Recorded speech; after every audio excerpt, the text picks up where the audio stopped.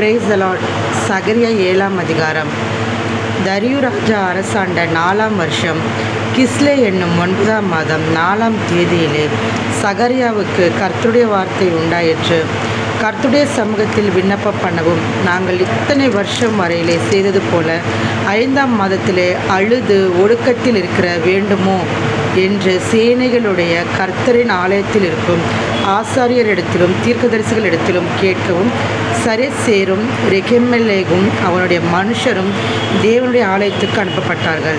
அப்பொழுது சேனைகளுடைய கர்த்தரின் வார்த்தை எனக்கு உண்டாகி, அவர், நீ தேசத்தின் எல்லா ஜனத்தோடும் ஆசாரியர்களோடும் சொல்ல வேண்டியது என்னவென்று, நீங்கள் இந்த 70 வருஷமாக 5ஆம் மாதத்திலும் 7ஆம் மாதத்திலும் உபவாசம் பண்ணி துக்கம் கொண்டாடின போது நீங்கள் எனக்கென்று தானா உபவாசம் பண்ணினீர்கள்? நீங்கள் புசிக்கிற போதும் குடிக்கிற போதும் உங்களுக்கென்று அல்லவா புசிக்கிறீர்கள், உங்களுக்கென்று அல்லவா குடிக்கிறீர்கள்.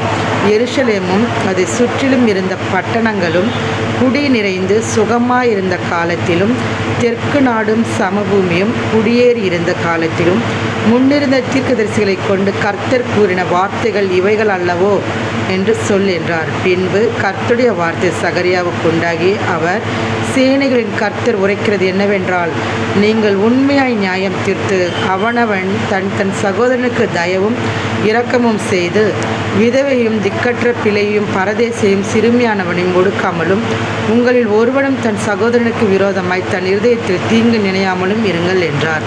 அவர்களோ கவனிக்க மனதில்லாமல் தங்கள் தோலை முரட்டுத்தனமாய் விலக்கி கேளாதபடிக்கு தங்கள் செவிகளை அடைத்து கொண்டார்கள்.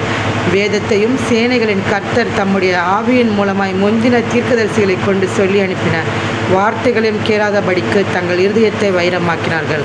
ஆகையால் மகா கடுங்கோபம் சேனைகளின் கர்த்தரிடத்திலிருந்து உண்டாயிற்று. ஆதலால் நான் கூப்பிட்ட போது அவர்கள் எப்படி கேளாமற் போனார்களோ அப்படியே அவர்கள் கூப்பிட்ட போது நானும் கேளாமல் இருந்தேன் என்று சேனைகளின் கர்த்தர் சொல்லுகிறார். அவர்கள் அறியாத புறஜாதிகளுக்குள்ளே அவர்களை பறக்கடித்தேன்.